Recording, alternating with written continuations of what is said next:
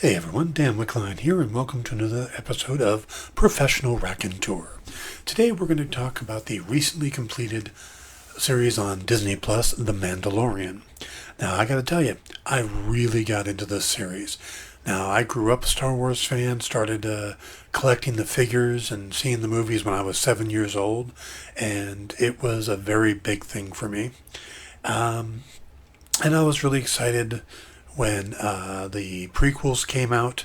That excitement waned pretty quickly because I didn't think the sequels quite had the same feel as the originals. Not a fan of the more recent movies. I won't say that. I like them well enough, but I had checked out after Force Awakens because I felt like they had kind of, well, for lack of a better term, took a crap on our happy ending that we got with Return of the Jedi by changing everything that Luke had gone off, Leia and Han weren't together anymore. I didn't think any of that was necessary to tell a good story. So I had checked out and hadn't seen Solo, hadn't seen The Last Jedi. And then Disney Plus came along, and I picked it up because I'm a Marvel fan, so I was going to pick it up to get the Marvel stuff. And The Mandalorian came out, and I found out it was Jon Favreau, and it starred Pedro Pascal.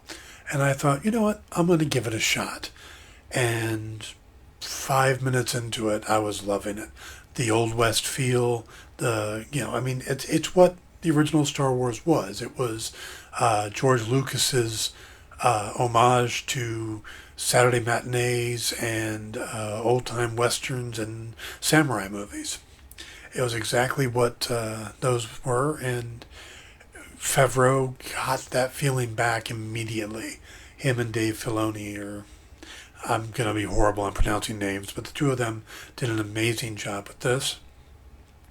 I loved everything we got in the first episode, and then spoilers. You're going to get spoilers here, by the way, so if you don't want spoilers for the series, check out now. Otherwise, I'm going to keep going, but you've been warned for spoilers. So, of course, at the end of the first episode, we get to meet Baby Yoda, and we get the IG-11 robot, and we get Nick Nolte's Krill.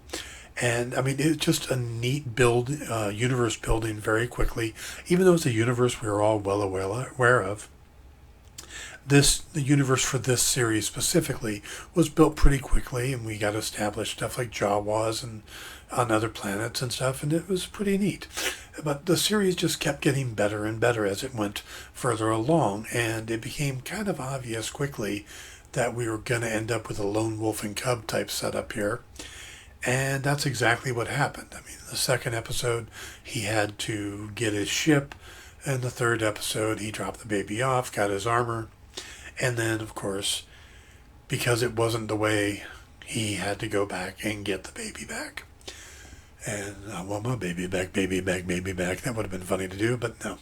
Anyway, so I thought that was really well done. The middle episodes, I know a lot of people started checking out during the middle episodes. They started wondering about the series. It had a bit of the Incredible Hulk feel, that wandering town to town, helping people, then moving on. And I didn't quite get, I mean, I picked up some of that, but I had a feeling that we were building to something. I mean, they introduced Cara Dune in the fourth episode. Then we got to meet Ming-Na Wen's character and the gunslinger characters in the fifth episode, and that was pretty neat. And they kind of teased, and I'll admit the shadow guy at the end, I was pretty certain was Moff Gideon. I didn't think it was Boba Fett. I didn't think it was Cade. I thought it was Moff Gideon. I know a lot of people think otherwise, but we'll have to see how that works out. So far, it just seems like it was Moff Gideon. The sixth episode I thought was a lot of fun, and I kind of thought some of those characters would end up back at the end, like Bill Burr's Mayfield character, Ron Perlman's character. Those guys, Burke, would have been fun to have back, but it wouldn't have made as much sense as what they did with episode 7, with him going to get Kara to go back to meet Grief Karga and try to get the Empire off their back and, get rid of the client. So that made a lot of sense, and the fact we met those other characters. But I think what really was interesting for me was the number of payoffs they were able to make. Everything from how much the IG-11 unit wanted to self-destruct in the first episode. That pays off in the final. How much him turning down the Mudhorn symbol because Baby Yoda helped him. That paid off at the end. The jetpack in the third episode, that paid off in the end. There were so many great moments that paid off at the end that it really showed what a tight, well-written series this was. Having Taika Waititi direct the final episode was also brilliant. He did an amazing job. I loved the opening scene with the two scout troopers talking and shoot. Jason Sudeikis, I think his name is, something like that, and Adam Pally, them totally missing the target. It was just really a fun little scene, and it was kind of a nice bridge. We came out of episode 7 with Krill looking like he was dead. We weren't sure what was going on IG-11. Everybody was pinned down in the cantina with Moff Gideon and the Death Troopers and all the other Stormtroopers. Shout out to the 501st who showed up for that. That was awesome. And just having that moment of comedy before we jump back into it was really a neat palate cleanser. And plus, as soon as they hit Baby Yoda, you knew they were going to get jacked up. That was pretty obvious that they weren't going to make it out alive. And sure enough, IG-11 shows up. The look on Baby Yoda's face when IG-11 is racing into town on the speeder bike, and he is just having the time of his life. It was so well done. There was so much humor in it, which you expect from Taika. But there was also a lot of action, a lot of neat moments, and a lot of payoffs. So it just showed how well Favreau and Filoni were guiding this. And really just an enjoyable series. Now, Moff Gideon is kind of an interesting bad guy. I look forward to seeing where he goes. He's obviously got a lot of information. But that ending. First thing we have the IG-11 blow up and take out the stormtroopers, giving him that heroic redemption moment, giving Din Djarin, the Mandalorian, whose name we finally found and whose face we got to see, that moment of redemption, of feeling towards droids, which is big for him, and then also him fighting Gideon and using the jetpack to take out the TIE fighter.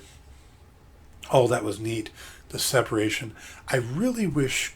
I think Gina Carano is doing an amazing job, and I would love for her to have just been with them all next season. Just make it a 3-person thing, but that goes against the whole lone wolf and cub that they're trying to do. But I'm glad she's still around. I'm glad she's working with Grief Karga now, so we get those two characters back if we need them. Sad to see IG-11 go. Sad to see Krill go. Both of them were great characters. I love the tagline of "I have spoken." It's as good as "This is the way." Kind of sad we didn't get the heavy infantry Mandalorian back, the one voiced by Jon Favreau. Maybe he'll be back in the future. I don't know. But he was a really cool character. And they sold a freaking toy for him. So you thought he was going to come back. But I think the ending really set things up well. The meeting with the armorer, getting his sigil, getting his backpack was all well and good. But the important thing was it was getting a mission. Basically, following the creed. We know that being a Mandalorian is not a race, it's a creed. And following his creed, he now has to find either Jedis or other creatures like the child to put him with, find him a proper home, or take care of him until he does. So we know what Din will be doing in the next season.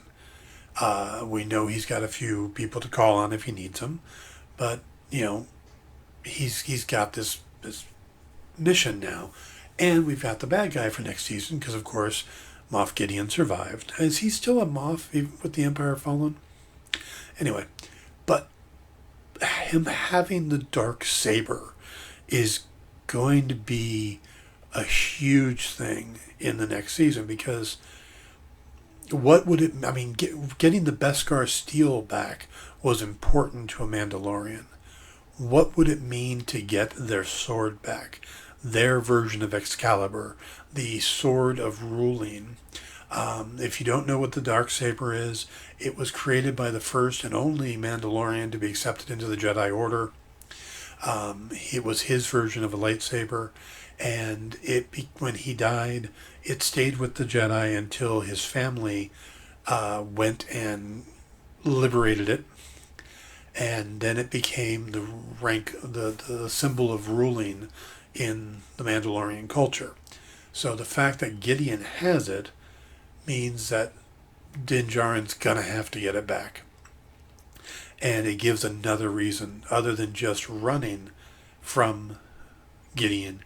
Now he's got even more reason to turn deck the fight to him, which I have a feeling is what we'll end up seeing in season 2, is we'll build up to a big fight, and with him getting the Darksaber. Because he's got the Whistling Birds, he's got the Rising Phoenix, he's got the Mudhorn now on the shoulder. All he needs now is the Darksaber, and he's pretty much the top Mandalorian at that point, I think. Anyway, I'm curious what season 2 is going to be. I'm really excited for it. The fact that Favreau posted about fall 2020, we knew there was already a second season. That was obvious. It had already been announced.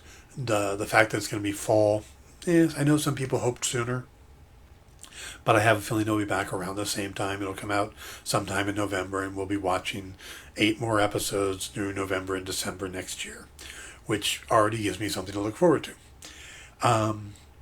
The interesting thing was some of the directors on this show, like Deborah Chow, who did an amazing job with episodes 3 and 7, is going on to be the showrunner and director for the Obi-Wan Kenobi series, which is going to be great. We're going to get Ewan McGregor back, so I look forward to that, and I look forward to seeing what she does with the series. Favreau and Filoni will be back for the new season. I'm hoping the other directors as well will come back. Bryce Dallas Howard did a good job.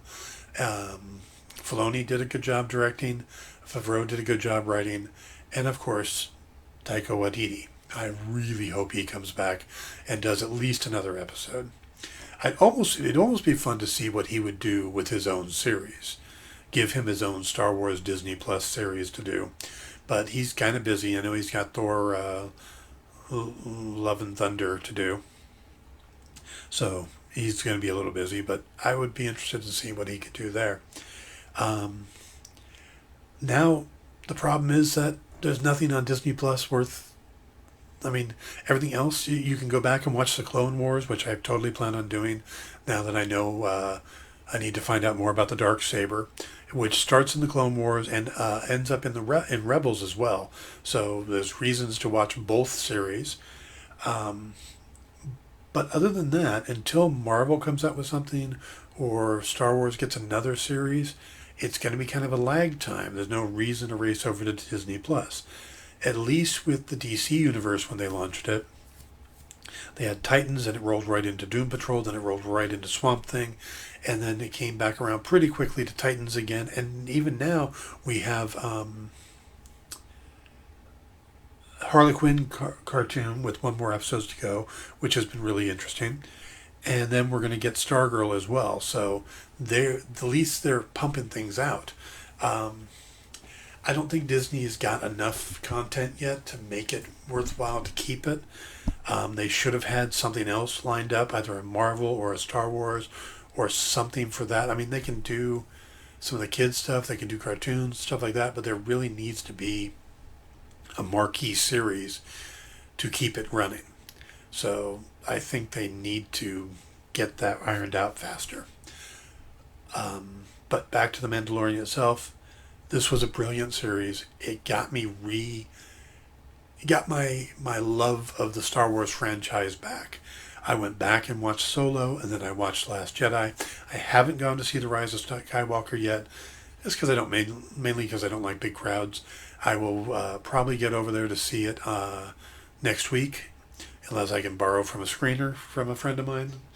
Otherwise, I'm just looking forward to sitting down in the theater and watching it. I've even gotten excited to get the toys again. I tracked down a IG-11, a Cara Dune, and a heavy infantry Mandalorian. I have one of the Mandalorians on order, but it hasn't shipped yet. I guess I'm getting the second batch. I don't feel like paying $70, $80 for one of the original ones.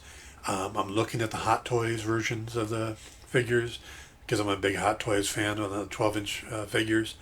And I've got one of the Funko Pops of the Mandalorian. But that's my point, is that it's 42 years after seeing Star Wars for the first time, and I'm excited again about the universe, the series. I'm wanting to dive back in. Favreau and Filoni did exactly what they were supposed to do. More so than J.J. Abrams, more so than Rian Johnson, who both, I am fans of both their work. I loved Knives Out for Rian Johnson. I enjoyed The Last Jedi well enough, but it didn't spark that interest. It didn't bring me joy, to borrow from Kodo, as much as The Mandalorian did. I can honestly say I will probably sit down and binge watch the series again, just in like one fell through, because it's only going to take about 5 or 6 hours with how short the episodes are. But I will definitely do that. This has been a great series and a great launch for Disney Plus. So that's my thoughts on the series. I really look forward to season 2, and can't wait to see what they do. I will be back probably sooner than later with a review of the Witcher series, which I have also watched completely. And I'm going to try to do an end of the year kind of montage of all the great shows that we got this season. When you look at stuff like The Watchmen and the Jack Ryan series and The Boys, and there were just some really great television this season, and The Mandalorian leads the way with that. So I'm going to try to do one of those as well around the first of the year. So I will be back, but thanks for tuning in. Do me a favor, hit the subscribe button, hit the like button, share these things. Help me build this site, this little YouTube channel. And because as I get more people, I'll do more videos. I'll start doing more things. And if there's anything you guys want to see, right now I'm doing television shows, talking about writing, other things like that. But if there's more you guys want to see, unboxing videos, I'm getting back into building some of these Star Wars toys and stuff. You want to see those things? Let me know. All right. Comment below. Tell me what you like. And please like and subscribe. And y'all have a good day, and I will be back.